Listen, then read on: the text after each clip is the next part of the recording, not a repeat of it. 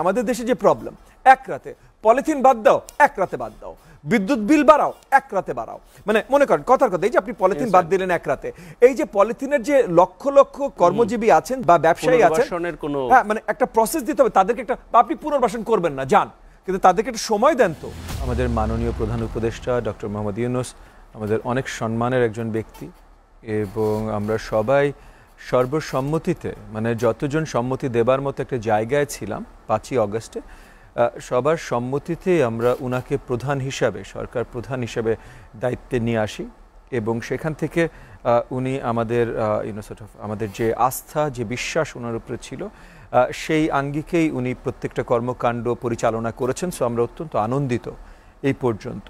Obviously এই সব কিছুর ভেতরে যেই অবস্থায় সরকার অনেক দুর্বলতা, অনেক কিছু থাকে, তো এখান থেকে প্রথমে, তবে আমরা এখানে ঠিকই আনন্দিত ছিলাম যে একদম শুরু থেকেই উনি যেভাবে এই ফ্যাসিস্ট আওয়ামী সরকারের বিরুদ্ধে ডাক দিয়েছেন, যেভাবে এদের ফ্যাসিস্ট আওয়ামী সরকারের যারা আপনার সাথে ছিল, যারা সহযোগী ছিল, তাদের সবার বিরুদ্ধে যেভাবে ডাক দিয়েছেন, আমরা প্রথম থেকেই সেটাকে সাধুবাদ জানিয়েছি। শেখ হাসিনা অ্যাজ মানে গণহত্যার আসামি হিসেবে শেখ হাসিনাকে বাংলাদেশের মাটিতে, বাংলাদেশের জমিনে ফিরিয়ে নিয়ে আসা, এটার চেষ্টা নিশ্চয়ই আমাদের করতে হবে। এবং প্রথম থেকে আমরা দেখেছি সরকারের ভেতরে একটা উদ্বেগ, একটা প্রচেষ্টা ছিল যে তারা এই জিনিসটা করতে চেষ্টা করছে। এবং এই যে শক্তভাবে যখন আমাদের মাননীয় প্রধান উপদেষ্টা এই কথাগুলো বলেন, তখন আমরা খুব আনন্দিত হই। আমরা জানি বাস্তবতা হয়তো ভিন্ন হতে পারে, যে আসলে আমরা কতখানি পারবো, কখন পারবো, কারণ একটা রাষ্ট্রের কাছে যখন হেফাজতে আছে শেখ হাসিনা, সেই রাষ্ট্রের সাথে বাংলাদেশের রাষ্ট্রীয় সম্পর্ক, আপনার শেখ হাসিনার সম্পর্ক, তাদের overall regional policy, foreign policy, অনেক কিছুর উপরে নির্ভর করবে আলটিমেটলি আমরা আদৌ শেখ হাসিনাকে বাংলাদেশের মাটিতে আনতে পারবো কিনা। তবে বাংলাদেশের স্বাধীন সরকার, মানে নন ফ্যাসিস্ট বা অন্য কোনো বিদেশি চাপমুক্ত সরকার, যে জোর গলায় অ্যাটলিস্ট ডাকটা দিতে পারে এবং প্রচেষ্টাটা চালাতে পারে যে আমরা কাউকে ভয় করি না, আমাদের সভরেন্টি আমাদের আছে, সো আমরা এইটা বলতে পারি, এটা করতে পারি, আমরা আইসিজেতে মামলা করতে পারি, এই জিনিসগুলো, এগুলো আমরা অত্যন্ত আনন্দিত যে আমাদের অন্তর্বর্তীকালীন সরকার এবং সরকার প্রধান মাননীয় প্রধান উপদেষ্টা ডক্টর মোহাম্মদ ইউনূস এটা রেগুলারলি করছেন। সো এটা আমরা অত্যন্ত আনন্দিত, এবং আলটিমেটলি আমরাও চাই, আমরা সবাই অ্যাকচুয়ালি এই দেশের, আমি বিশ্বাস করি 18 কোটি জনগণ হয়তো চায় যে বাংলাদেশের সভরেন জমিনে ফেরত নিয়ে এসে শেখ হাসিনাকে তার সঠিক বিচার করা হোক, এটা আমরা সবাই চাই। এখানে আপনি যে আওয়ামী লীগ সম্বন্ধে যে পরের কথাটা বললেন, তো আওয়ামী লীগ এবং আওয়ামী লীগের দোসর 14 দলকে যেন নিষিদ্ধ ঘোষণা করা হয়, এটা নিয়ে কিন্তু প্রথম এবং একমাত্র মামলা আমার দল এনডিএম আমরা করি, এবং সেই মামলা এখনো বিচারাধীন আছে, চলছে, আইসিটি ট্রাইব্যুনালে আছে, চলছে। এবং কিছুদিন আগে বোধহয় চিফ প্রসিকিউটর মহোদয় এই মামলাটা নিয়েই কথা বলেছেন, যেটার আঙ্গিকে তারা খুব তাড়াতাড়ি মুভ করা শুরু করবেন। সো আমরা পরিষ্কারভাবে আওয়ামী লীগকে নিষিদ্ধ দেখতে চাই। নিষিদ্ধ আওয়ামী লীগকে দেখতে চাই কেন?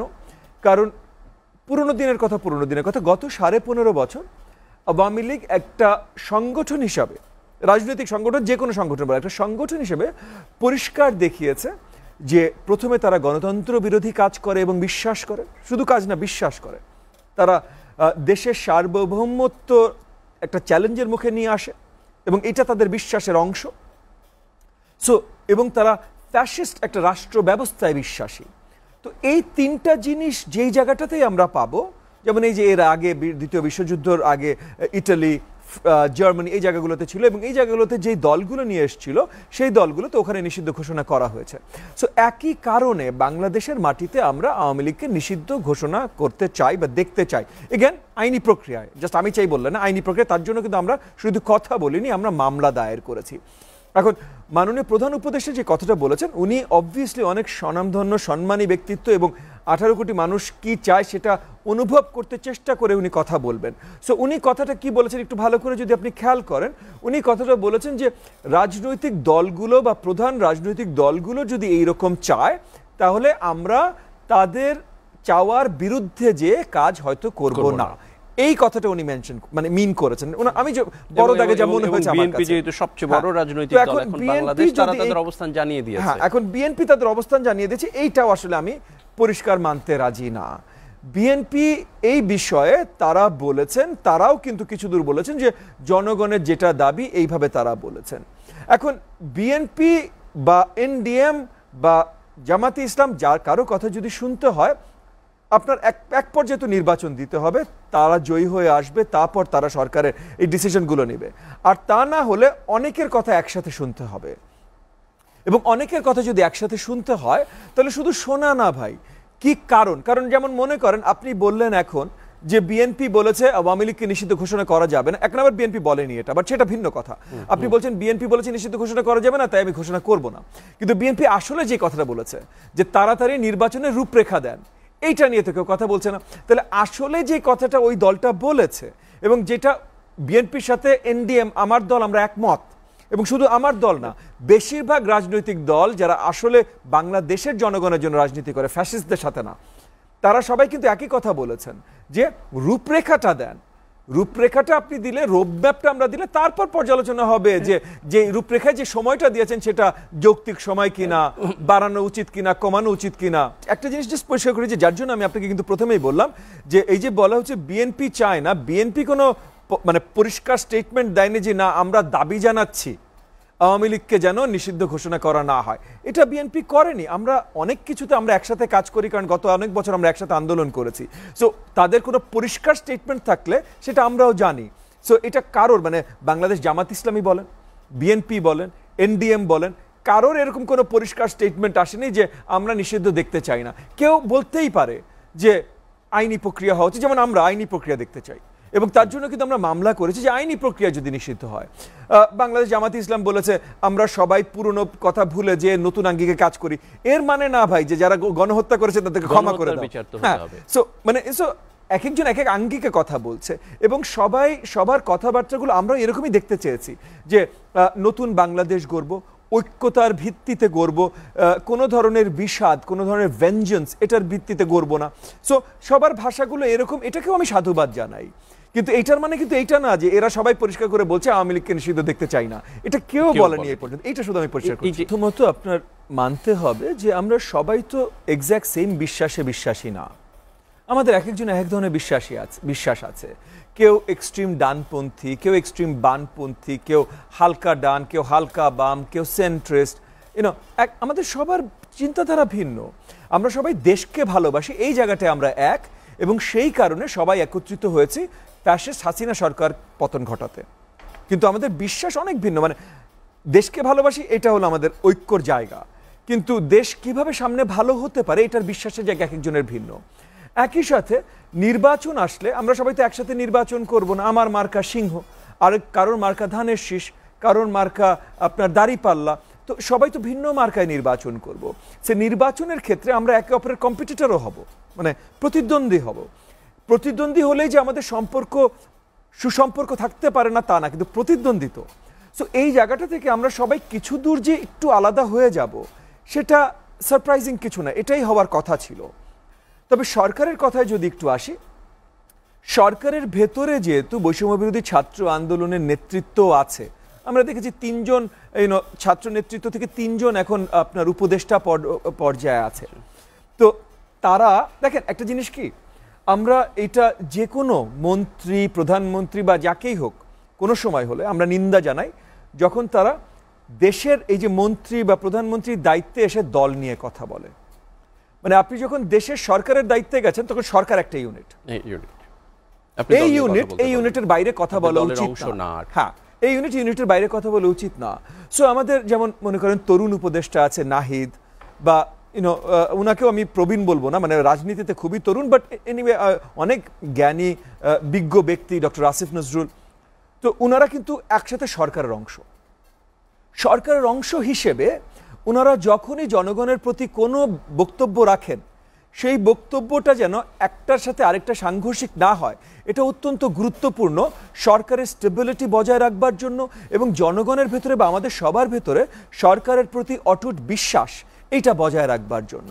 তারা যখন, এবং এগেন আমি বুঝতেই পারছি লম্বা আলোচনার সময় 2-4টা কথা এদিক ওদিক মানুষ বলে ফেলে, আমরা বলে ফেলি, এবং মিডিয়া যদি ওই দু চারটা কথায় হাইলাইট করে প্রমোট করা শুরু করে, তখন মনে হয় যে আচ্ছা অনেক পার্থক্য। আসলে হয়তো পার্থক্য অনেক না, কারণ আমাদেরও সৌভাগ্য হয় এনাদের সাথে বারবার করে বসার, এবং আমরা যখন বসি তখন মনে হয় যে আমাদের কথায় হয়তো খুব আকাশ পাতাল তফাৎ নেই, কিন্তু মিডিয়াতে যখন দেখি তখন দেখি অনেক তফাৎ।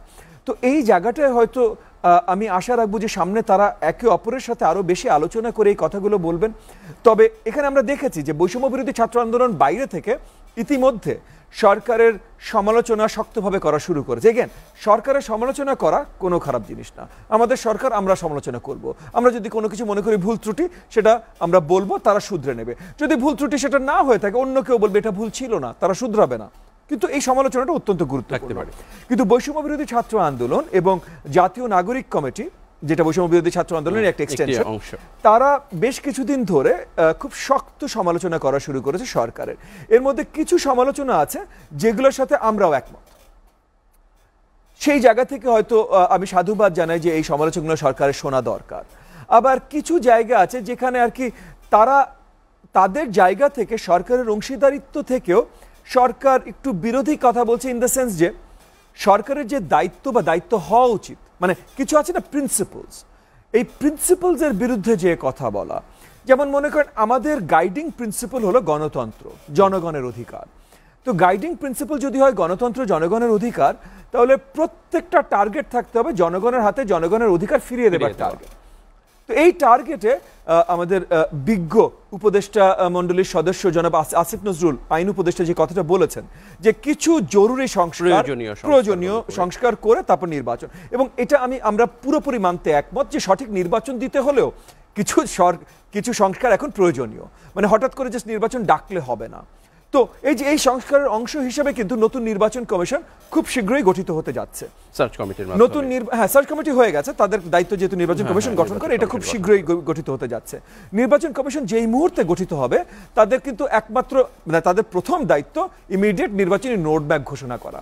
সো তার মানে আমি ধরেই নিচ্ছি যে 1-2 মাসের ভেতরে আমরা নির্বাচনী রোডম্যাপ পেতেই হবে। মানে বাকি সংস্কার কিন্তু নির্বাচনী রোডম্যাপ না, এগুলো আলাদা জায়গায়। সো নির্বাচনী রোডম্যাপ আমরা ধরে নিচ্ছি 1-2 মাসের মধ্যে পেয়ে যাচ্ছি, যেইটা আমাদের মাননীয় প্রধান উপদেষ্টা ইতিমধ্যে আমাদেরকে আশ্বস্ত করেছিলেন আমরা পাবো। এর ভেতরে অন্য সংস্কারের রিপোর্টগুলো চলে আসবে।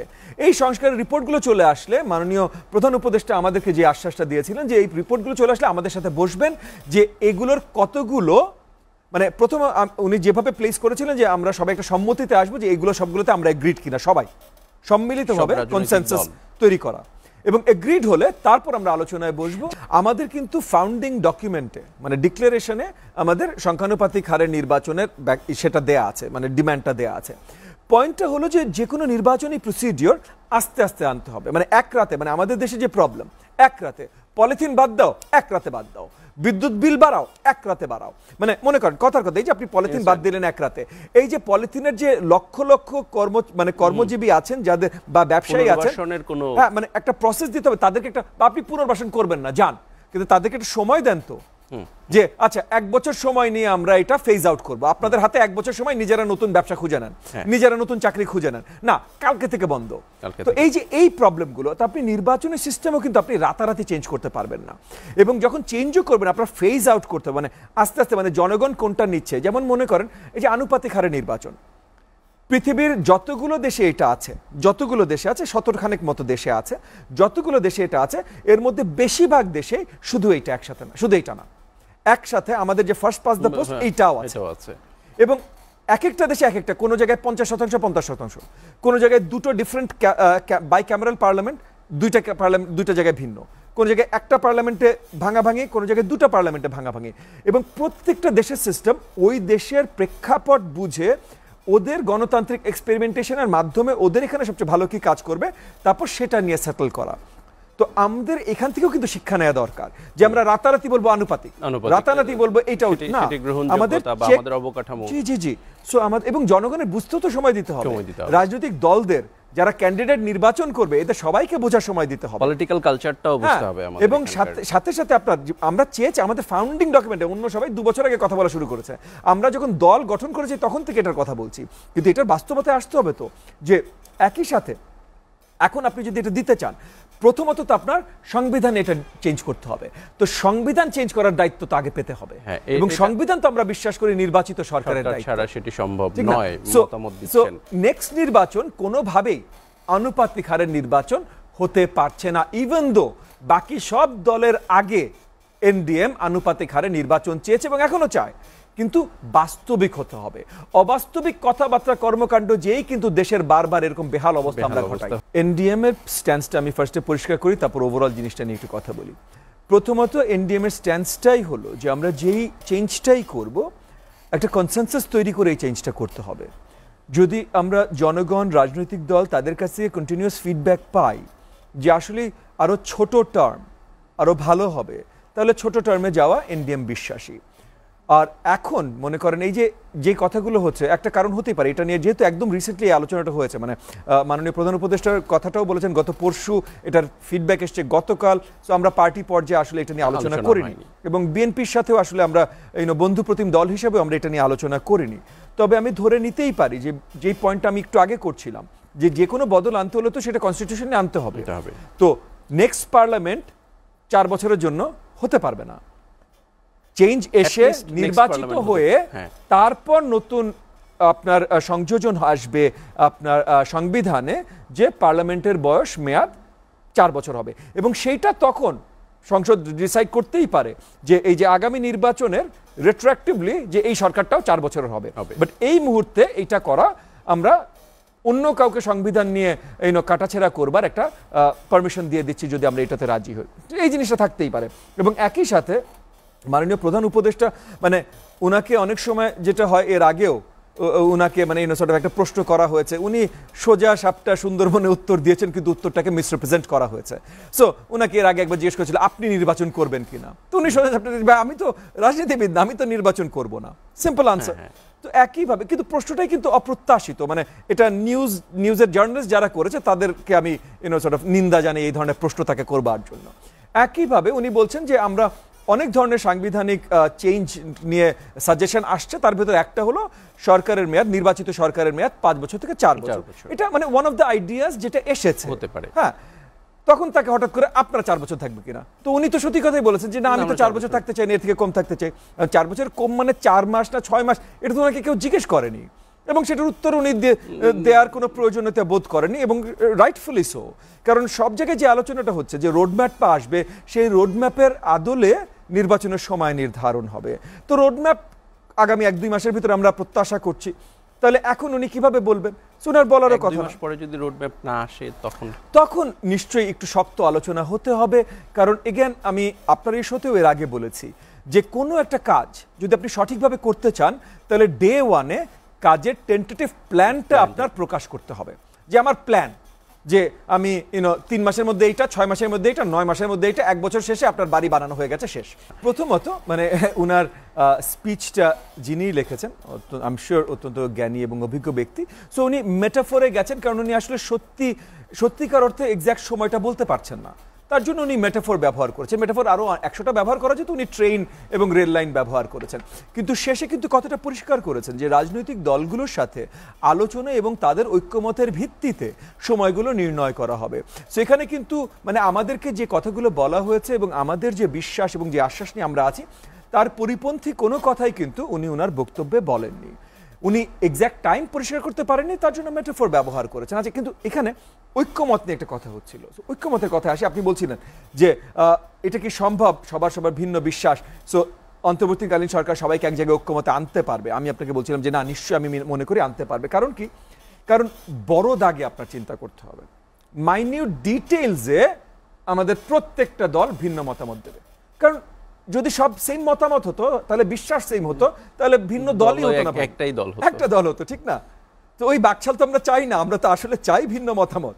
সো কিন্তু বড় দাগে মতামতগুলো আমি গ্যারান্টিড এক হবে। আপনি যখনই আসবেন, আচ্ছা ঠিক আছে, জনগণের হাতে ক্ষমতা ফিরিয়ে দিতে চাই, আপনারা রাজি কিনা? কেউ না করার কোনো অবকাশ আছে বলে আমি মনে করি না। কারণ আজকে যারা রাজনৈতিক অঙ্গনে আছেন, আমরা সবাই বন্ধু প্রতিম দল, বহু বছর আমরা একসাথে আন্দোলন করেছি এর জন্য।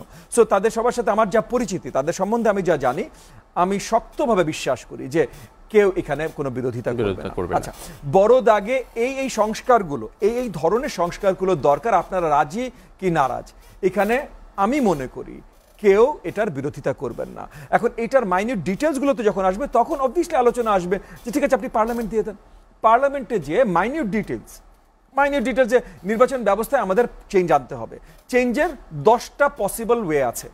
এই 10টা পসিবল ওয়েতে আমরা জনগণের কাছেও যাব, ভোটও চাইবো নির্বাচনে, ভোট চাওয়ার পর আলাদাভাবে জনগণের কনসেনসাস পুরো দেশব্যাপী, যেমন মনে করেন আমরা এক একটা দল আমরা আমাদের এজেন্ডাগুলো নিয়ে, যেটা আমাদের দেশের রাজনীতিতে আগে হতো না বা গত 15 বছর তো হয়নি, যে আমরা দেশব্যাপী টাউন হল করলাম প্রত্যেকটা উপজেলা লেভেলে, যে বেশি না তো ভাই 493টা উপজেলা, মানে 500, 600, 1000 মিটিং করলেই হবে। তো 1000 মিটিং একটা দল করতে পারবে না, এটা সম্ভব না।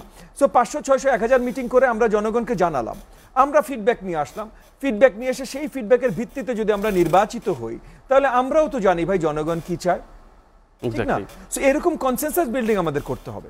তাহলে এনডিএম থেকে যদি জানতে চান, এনডিএম এর পয়েন্ট অফ ভিউ এখানে হলো যে এই দুটো সাংঘর্ষিক না, সংস্কার চলতে থাকবে এক সাইডে, নির্বাচন চলতে থাকবে এক সাইডে। যেই সংস্কারগুলো করবার জন্য স্পেশালি আপনার ওই যে সংবিধানে হাত দিতে হবে না, সেই সংস্কারগুলো সোজা সাপটা চলতে থাকবে। নির্বাচনের কাজের মতো সোজা সাপটা চলতে থাকবে। মানে দেখেন, সাধারণ জনগণ অনেক সময় তারা সরকার সম্বন্ধে চিন্তা করে কম, তার জন্য তাদের সরকার সম্বন্ধে কিছু সময় একটু ধারণা কম হয়। কিন্তু সরকার আসলে এরকম ইউনিটারি একটা ইউনিট না যে একটা কাজ করলেও একটা কাজই করে, যে আমি খাওয়ার সময় শুধু খাই ভাই, ওই সময় দৌড়াতে পারবো না, অন্য কাজ করতে পারবো না। সরকার এটা না, সরকারের পরিধি অনেক বড়, সরকার একই সাথে হাজার লক্ষ কাজ করার দায়িত্ব তার। সো কিন্তু এই অন্তর্বর্তীকালীন সরকার কি সেটা পাচ্ছে একই সাথে? এগেন ওনারা হয়তো আরেকটু এফিশিয়েন্সি হলে ভালো হতো, এবং আমরাও আছি সহযোগিতা করবার জন্য ওনারা যদি চান, কিন্তু সেটা আমার কথা না। আমার কথা হলো যে সংস্কারের কাজ স্পেশালি যেগুলো সংবিধানে হাত না দিয়ে সংস্কার করা যায়, এবং সেটাও অনেক দাগে অনেকগুলো করা যায়, সেটা তারা একদিকে চালিয়ে যাবেন। সংবিধানে কি সংস্কার করা দরকার সেই আলোচনাটা একদিকে চালিয়ে যাবেন, সংবিধানের সংস্কারের সাথে সাথে নির্বাচন ব্যবস্থা কি কি সংস্কার করা দরকার সেই আলোচনাগুলো একদিকে চালিয়ে যাবেন, অন্যদিকে নির্বাচনের আপনার তৈয়ারি একদিকে চালিয়ে যাবেন। সো বাই দ্য টাইম নির্বাচন হবে, সেটা 6 মাস পর হোক, 7 মাস পর হোক, 1 বছর পর হোক, সেটা যেটাই হোক, আমাদের সাথে আলোচনা করুন, না যেটাই রোড ম্যাপ দেবেন, ততদিনে নির্বাচনের ওই যে সংবিধানের বাইরে সংস্কারগুলো অনেক দূর হয়ে যাবে। সংবিধান এবং সংবিধান রিলেটেড সংস্কারগুলো কি হওয়া উচিত সেগুলো আলোচনা একটা কম্পিটিশনে চলে আসবে, সো দ্যাট নির্বাচিত সরকারের উপর একটা প্রেশার থাকে, জনগণের কনসেনসাসের একটা প্রেশার থাকে যে না এগুলোতে সবাই এগ্রি করেছিল, এখন সংসদে যে এগুলো আমাদের বাস্তবায়ন করতে হবে। এইভাবে যদি আমরা এই রাস্তায় চলা শুরু করি তাহলে আমার মনে হয় সবচেয়ে সুন্দর ভবিষ্যৎ। এই জায়গাটা অত্যন্ত গুরুত্বপূর্ণ হলো যে এর আগের কেয়ারটেকার সরকারগুলো বড় দাগে সংস্কার প্রস্তাবনা আনেনি, তারা খুব ফোকাসড কাজ করেছে নির্বাচন দেওয়ায়। বড় দাগে সংস্কার প্রস্তাব নিয়ে এসেছিল 111-এর যে সরকার ছিল, 2 বছর তারা ছিল, তারা বড় দাগে নিয়ে এসেছিল। কিন্তু আপনার এখন মনে রাখতে হবে যে 111 সরকারের কোনো সংস্কার বাস্তবায়ন তো হয়নি, পুরো উল্টাটা হয়েছে। কেন হয়েছে? কারণ 111 সরকার অলমোস্ট জোরপূর্বক ক্ষমতা ধরে রেখেছিল 2 বছর, নির্বাচন দেয়নি। এবং এই যে 2 বছর জোরপূর্বক প্রথম 6 মাস তারা যেই একটা ম্যান্ডেট নিয়ে এসেছিল, এবং প্রথম 6 মাস তাদের যে পপুলারিটি ছিল, যে জনগণ তাদের জন্য হই হই রই রই করছিল, ওই 6 মাসে যদি তারা কাজ করে ওই রিফর্ম প্রপোজালগুলো নিয়ে তারা যদি নির্বাচন দিত, এবং ওই সময়টাতে তারা যদি ওই যে নির্বাচন দেওয়ার সময় সবাইকে দেখাতো যে এই যে কনসেনসাস তৈরি হয়েছে, তাহলে তারপরে নির্বাচিত সরকার বাধ্য থাকতো ওই রিফর্মের কিছু হলেও বাস্তবায়ন করতে। কিন্তু নির্বাচনটা কখন দিল? যখন তাদের হাত থেকে সব কন্ট্রোল চলে গেছে, তারা সরকার ধরে রাখতে পারছে না, তারা নিজেরা অফিসে বসে কান্নাকাটি করছে, ছেড়ে দে মা, কে দে বাঁচি, কে নিবি? তখন শেখ হাসিনা বলল ঠিক আছে তাহলে আমি নিব, এবং সেই নির্বাচন দিয়ে শেখ হাসিনাকে রিফর্ম প্রপোজাল একদিকে দিল, রিফর্ম প্রপোজালটা দেওয়ার সময়ও হাত পা ধরে সালাম দিতে দিতে দিল, যে ধরে ফেলে দিল শেখ হাসিনা ওয়েস্টবিনে, এবং শেখ হাসিনা নিজের মতো করে একটা ফ্যাসিজমের আমলের উত্থাপন করলো বাংলাদেশের ইতিহাসে। তো কেয়ারটেকার মানে আমাদের কারেন্ট ইন্টারিম সরকার, তারা অবভিয়াসলি ওই ধরনের ভুল করবেন না আমি বিশ্বাস করি, তবুও ওখান থেকে তাদেরও কিন্তু শিক্ষা নেওয়া প্রয়োজন, যে আমার ম্যান্ডেট, আমার হানিমুন পিরিয়ড, এবং আমার যে কনসেনসাস বিল্ডিং এর যে সময় এবং যে কার্যকলাপগুলো, সেগুলো যদি আমি সঠিকভাবে না করি, তাহলে আমার সরকারের মেয়াদ যখন শেষ হবে, যখনই আমি ছাড়বো, অফিসিয়াল মেয়াদ তো নাই, সো আমি যখনই ছাড়বো তারপর কি হবে? যেমন মনে করেন ওই যে 111-এর সরকারের যারা নেতৃত্ব দিয়েছিলেন, তারা কিন্তু ভাই 17 বছর হয়ে গেছে বা 16 বছর হয়ে গেছে, দেশে ফিরতে পারেন নাই। কিন্তু তারা দেশে ফিরতেই পারেন নাই। মানে দেশের ইতিহাসে তাদের নাম কিভাবে লেখা হবে অনেক পরের কথা। এককালে নাহলে আপনি বলতে পারতেন যে ফ্যাসিস্টরা ছিল বলে ফিরতে পারে নাই। ফ্যাসিস্ট তো চলে গেছে, এখনো কেন ফিরতে পারে না? কারণ তারা টোটাল পপুলারিটি হারিয়েছে। সো এই জায়গাটায় ওই যে আপনার পপুলার ম্যান্ডেট যতক্ষণ আছে, আপনার ওই হানিমুন পিরিয়ডটার ভিতরে যতক্ষণ পর্যন্ত সবাই রাজনৈতিক দলগুলো আপনার কথা শুনতে বাধ্য, কারণ যদি না শোনে জনগণ তাদেরকে ধিক্কার জানাবে। এই সময়টার ভিতরে যদি আপনি কাজগুলো পূরণ করতে পারেন এবং এই সময়টা আরো বৃদ্ধি করতে পারেন সবাইকে একসাথে ধরে রেখে, তাহলে কিন্তু এই যে আমাদের এই ইন্টারিম সরকারের দ্বারা অনেক ভালো রিফর্ম করা সম্ভব। আজকে আর এটার সমালোচনা আর বৃদ্ধি করার কোনো প্রয়োজন আমি দেখি না, কারণ অনেক সমালোচনা করেছি। গতিটা বৃদ্ধি করা দরকার। তবে একই সাথে ওই যে আপনি আরেকটা কথা বললেন না, যে মানে এই সব সংস্কারের পর টাইপের কথা যারা বলছেন, এগেন আমি তাদেরকেও সম্মান জানিয়েই বলছি, যদিও তারা অনেক তরুণ, তো তারুণ্যের যে সম্মান হয় না তা না, তাদেরকে সম্মান জানিয়ে বলছি। কিন্তু তারা এই কথাগুলো বলছেন কারণ তারা কোনো অবকাঠামো, বড় অবকাঠামো পূরণ জায়গায় এর আগে হয়তো কাজ করার অভিজ্ঞতা তাদের নেই। বড় প্রতিষ্ঠান কিভাবে কাজ করে এবং সেগুলোকে কিভাবে পরিচালনা করতে হয় সেগুলোর অভিজ্ঞতা হয়তো তাদের নেই।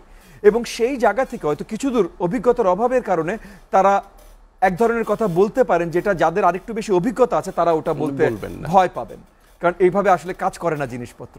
সো এই জায়গা থেকে হয়তো কিছু আমরা আলোচনার ভিন্নতা দেখছি, কিন্তু বড় দাগে মাননীয় প্রধান উপদেষ্টার অফিস থেকে কিন্তু আমরা ঠিকই ওই আশ্বাসের জায়গাটা পাচ্ছি যে আমরা সুন্দরভাবে সামনে একটা সুন্দর নির্বাচন পাবো। প্রথমত কেউ বঞ্চিত করছে না, প্রথমত। তবে কেউ যদি মানে সংস্কার ছাড়া বলে মনে হচ্ছে না, আমি ফার্স্ট এন্ড ফরমোস্ট আমি পুরোপুরি একমত। এই যদিও কথাটা একটু কাব্যিক, বাট এই কাব্যিক কথাটার সাথে আমি পুরোপুরি একমত। কারণ কন্টিনিউয়াস সংস্কার বা রিফর্ম যদি না চলতে থাকে, তাহলে একটা জাতির মানে অবকাঠামোগতভাবে ভেঙে যাওয়ার একটা সম্ভাবনা থাকে। হ্যাঁ, সো এটা অত্যন্ত প্রয়োজন। এবং এই আঙ্গিকে এই আগামী 30 তারিখে বড় দাগে কি সংস্কার বাংলাদেশের আগামীতে প্রয়োজন এবং কি সংস্কার হলে ভালো হয় সেগুলোর হোয়াইট পেপার আমার দল এনডিএম আমরা পাবলিশ করছি। অবভিয়াসলি আপনাদেরকেও সেখানে দাওয়াত। তো এই যে এই সংস্কারগুলো একসাথে করতে হবে। সো যেমন মনে করেন আমি বলতে পারি, যেহেতু আমি একটা রাজনৈতিক দল এনডিএম, আমরা বলতে পারি যে আমরা যে সংস্কারের হোয়াইট পেপারগুলো দিচ্ছি, যে প্রপোজালগুলো দিচ্ছি, এগুলো দুই আঙ্গিকে। একটা হলো অন্তর্বর্তীকালীন সরকারের কাছে পৌঁছে দিচ্ছি, তারা যেন এইটা নিয়ে কনসেনসাস বিল্ড করতে পারেন এবং তারা যে যেই আপনার হোয়াইট পেপারগুলো তৈরি করছেন সেখানেও যদি এটা অন্তর্ভুক্ত হতে পারে। আবার অন্যদিকে আমরা একই মানে বলতে পারি যে আমরা এটা জনগণের কাছে পৌঁছে দিচ্ছি, যে জনগণকে জানানো যে আমাদেরকে ভোট দিলে এই সংস্কারগুলো আপনারা পাবেন। তো এখন এই চর্চাটা, এই রাজনৈতিক চর্চাটাও কিন্তু আমরা আমাদের জমিনে দেখতে চাই। মানে আমাদের চর্চাটা আনফরচুনেটলি বাট লোয়েস্ট কমন ডিনোমিনেটরে চলে গেছিল। আমাদের রাজনৈতিক চর্চা ছিল যে বেশি পেশি শক্তি দেখাতে পারবে সে নির্বাচন পোলিং সেন্টার দখল করতে পারবে, সে নির্বাচনে জয়ী হবে। তো এই যে এটাকে আমরা বলি যে কোনো জায়গায় লোয়েস্ট কমন ডিনোমিনেটর। তো আসল রাজনৈতিক চিন্তাগতভাবে বা জনগণের আপনার সমৃদ্ধির জন্য যে রাজনীতি, সেখান থেকে আমরা অনেক দূরে সরে এসেছিলাম। তো এখন এই যে আমরা যেমন এনডিএম করছে, রিফর্ম প্রপোজালস দিচ্ছে, বা কিছুদিন আগে আমরা দেখেছি বিএনপি করেছে 31 দফা জনগণের কাছে উন্মোচন করেছে। তার উন্মোচন করেছে 2 বছর আগে, বাট তবু আরো নতুন করে বড় করে করেছে। তো এই যে বিএনপি বলছে আমরা এই 31টা জিনিস মিনিমাম করব সরকারে আসলে, এনডিএম বলছে আমরা এই যে সামনে শনিবারে 30 নভেম্বর আমরা উন্মোচন করছি, আমরা বলছি যে এই 10টা জায়গায় এই 100টা আপনার চেঞ্জ রিফর্ম সংস্কার আমরা আনবো মাস। তাহলে আমাদের ভিতরে এখন একটা পজিটিভ কম্পিটিশন শুরু হলো। আমরা বন্ধুপ্রতিম দল হতে পারি, কিন্তু ভোট তো আলাদা চাইতে হবে, রাষ্ট্র পরিচালনার নীতিগুলো তৈরি জি। এবং আমরা প্রমিস করছি জনগণের কাছে, জনগণ যদি আগামীতে কাউকে ভোট দিতে চায়, তাহলে কার পেশি শক্তি বেশির বাইরে যে তারা দেখার একটা জায়গা আছে যে কে আমাদেরকে কি দেবে। সোয়েন্সো দল কি দেবে জানি না তো ভাই, হ্যাঁ মানে দেখি 2-1 সময় টিভিতে, কিন্তু কাগজে কলমে লিখে দেয়া, বলে দেয়া, প্রমিস করা যে এরপরে তাদেরকে দরকার হলে আমরা মানে কোর্টে নিয়ে যাব, যে প্রমিস করেছেন এটা চেষ্টাও করেন নাই, বা যে ফোর্থ স্টেট মিডিয়ার সামনে নিয়ে আসবে যে প্রমিস করেছেন চেষ্টাও করেন নাই, এটা ধরতে পারে। এই চর্চাটা আমরা আরো বেশি দেখতে চাই। এবং আমি বিশ্বাস করি যে আমাদের কারেন্ট ইন্টারিম সরকারের হাতে এই দায়িত্বটাও আছে যে রাজনৈতিক দলগুলোকে ওই কম্পিটিশনের দিকেও কিছু দূর ধাবিত করা। কারণ এগেন এটা রাজনৈতিক দলগুলোর কিন্তু দোষ না, মানে এগেন প্রত্যেকটা দলই কিন্তু সংস্কার কি হবে, রিফর্ম এজেন্ডা এগুলো নিয়ে অনেক কথা বলেছে, অনেক কাজ করেছে। তবে তারা এইটা জনগণের কাছে পৌঁছতে পারেনি, কারণ কম্পিটিশনটা চলে এসেছিল বেশি শক্তি, মানে মাঠে কার কতজন। আমি এমনও দেখেছি যে মনে করেন আমরা আন্দোলনের সময়, আমি একজন শিক্ষক হতো, তো ক্যাম্পাসে বিশ্ববিদ্যালয়ে আমার ছাত্রছাত্রীদের সাথে অনেক কথা হয়। তো আমি এমনও দেখেছি যে মনে করেন সবসময় তো আর এক অবস্থা হয় না। সো ছোট একটা মিছিল বের হয়েছে আমার মনে করেন, বা বিএনপির এরকম হয়েছে যে ওদের ঢাকা সিটি ইউনিট 20-30 জনের একটা মিছিল বের করেছে। হ্যাঁ, কারণ পুরো মানে অত্যাচারের সম্মুখীন তারা। তো সবসময় তো আর 50,000 5 লাখ বের হবে না, 40-50ও বের হয়। তো ওই 40-50-এর মিছিলের ছবি যখন টিভিতে এসেছে বা সোশ্যাল মিডিয়াতে এসেছে, আমি দেখেছি আমার ছাত্রছাত্রীরা তারা হাসি তামাশা করছে, আরে এদের দ্বারা কিছু হবে, আরে 40,000 না। তো এখন দেখেন 40,000 যখন নামছে, তখন তো 40,000-এর উপর অত্যাচার হচ্ছে বলেই তো যে 40 জন নামছে। তখন আমি আমার ছাত্রছাত্রীদের প্রশ্ন করতাম যে আচ্ছা আপনারা কয়জন নেমেছেন, বা আপনারা কেন নামেননি? আপনারা নামবেন না, এটা আপনাদের ইচ্ছা, বাট কেন নামেননি? তাহলে প্রথম কথাটা কি, আপনারা কি বাংলাদেশের ভালোতে বিশ্বাস করেন, গণতন্ত্রে বিশ্বাস করেন? হ্যাঁ করি। আপনার এটার জন্য কি সর্ট অফ আন্দোলন করতে বা এটার জন্য জোরে আওয়াজ করতে রাজি না? রাজি না। কেন রাজি না? কারণ পুশব্যাকটা অনেক কঠিন। আইসিটি আইন আছে, এইটা ওইটা আইন আছে, আমাদের ধরে তুলে নিয়ে যাবে। আমাদের সামনে একটা সুন্দর ভবিষ্যৎ আছে, পরিবার আছে, সবকিছু। সো এইটা কিভাবে আমরা সম্মুখীন হবো? তখন আমি তাদেরকে বলতাম যে দেখেন, আপনার মাথায় যে এই দুশ্চিন্তাটা আছে, তাহলে এই যে যারা দাঁড়াচ্ছে তারা কি কোনো পরিবারের ছেলে না, কোনো পরিবারের মেয়ে না? তাদের মাথায় কি এই দুশ্চিন্তাগুলো নেই? সো ওই যে পেশি শক্তির জায়গায় দ্যাট ওয়াজ দ্য কম্পিটিশন। এখন আমাদের ভিন্ন জায়গায় ভিন্ন আঙ্গিকে আনাটা আমার মনে হয় ইন্টারিম সরকারের এখানে একটা দায়িত্ব আছে। প্রথমত একটা অ্যাঙ্গেল হলো যে সরকারের পরিধি অনেক বড়, একটা চাপের জন্য আরো 10টা কাজ কোনো সময় বন্ধ হয়ে যায় না, ধীর গতিও হয়ে যায় না। সো এটা হওয়ার কথা না। এখানে আমি প্রথমে আজকে আলোচনায় কিন্তু প্রথম দিকে কথাটা বলে নিয়েছিলাম, কারণ আমাদের সাধারণ জনগণ তাদের সরকার সম্বন্ধে অনেক সময় ধারণা একটু কম থাকে, কারণ এগেন এটা তাদের মাথা ব্যথা না, কিন্তু সরকারের পরিধি অনেক বড়। সরকারের একটা জায়গায় চাপের জন্য আরো 10টা জায়গার কাজের ধীর গতি বা থেমে যাওয়া এটা কথা না। আর যদি সেটা হয়ে থাকে, তাহলে সরকার পরিচালনার দায়িত্বে যারা আছেন তাদের একটু ভিন্নতর চিন্তা করাটা প্রয়োজন। মানে হয়তো তারা খুব অল্প জায়গায় খুব বেশি রিসোর্স দিয়ে দিচ্ছে, এটা তাদের বন্টন করতে হবে। হ্যাভিং সেড দ্যাট, এইখানে সরকার পরিচালনা বড়দাকে কখনোই কোনো অন্তর্বর্তীকালীন সরকারের দায়িত্ব হতে পারে না। তাদের মূল দায়িত্বই আপনার নির্বাচিত সরকারের হাতে ক্ষমতা, মানে সরকার পরিচালনার দায়িত্ব হস্তান্তর করা, এবং ওই হস্তান্তর করতে যতটা সময় লাগে ততটা সময় মেকশিফট সরকার পরিচালনা করা। তো এই মেকশিফট সরকার পরিচালনার সময় তাদের উপরে বড় চাপ পড়ার কথা না। আজকে একটা ঝামেলা হয়েছে, বড় চাপ পড়ার কারণ হলো যে আপনি তো কাউকে কোনো পথ দেখাচ্ছেন না যে ঠিক আছে ভাই আমি তো এই সময়ের জন্য আছি, তোমার তো লং টার্ম আলাপ, তাহলে তুমি লং টার্ম আলাপ পরে সরকারের সাথে করবে। এখন আপনি যদি না বলেন যে আমি এই সময়ের জন্য আছি, তোমার লং টার্ম আলাপ তুমি পরে সরকারের সাথে করবে, তাহলে আমি ধরে নিব ভাই তাহলে তুমি হয়তো লং টার্ম থাকতে পারো, তাহলে আমি চুপচাপ কেন থাকবো? মানে একটা আছে না যে ভাই শোনেন আমি আসছি 6 মাস পর নির্বাচন বা 1 বছর পর নির্বাচন, আপনারা 1 বছর পর এই দাবিগুলো জানান, আমি এগুলো কথাই বলবো না।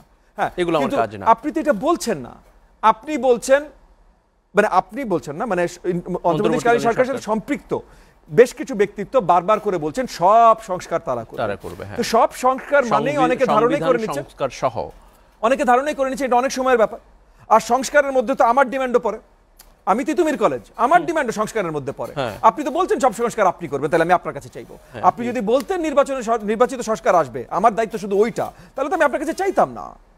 এবং আপনি চিন্তা করেন যে যদি একটা নির্বাচিত সরকার থাকতো, নির্বাচিত সরকারের network by very dint of being elected, মানে তারা নির্বাচিত তো রাতারাতি বা কারণ ছাড়া হয়নি, সো তাদের জনসম্পৃক্ততা আছে তৃণমূল পর্যন্ত। হ্যাঁ, সো নির্বাচিত সরকার যদি থাকতো তারা কিন্তু এর অনেকগুলো ঝামেলাই মানে জনসম্পৃক্ততা থাকার কারণে একদম মানে ইন দ্য বাট তারা নিপ করে দিতে পারতো, মানে শুরুতেই তারা হয়তো এমন ব্যবস্থা নিতে পারতো যেটা ঝামেলাটা এত বড় আসতোই না। সো এখানে অনেকগুলো জিনিস আছে যেগুলো বড় দাগে সরকারের হয়তো আরেকটু পর্যালোচনা করা দরকার এবং আমাদের সাথে আলোচনা করা দরকার।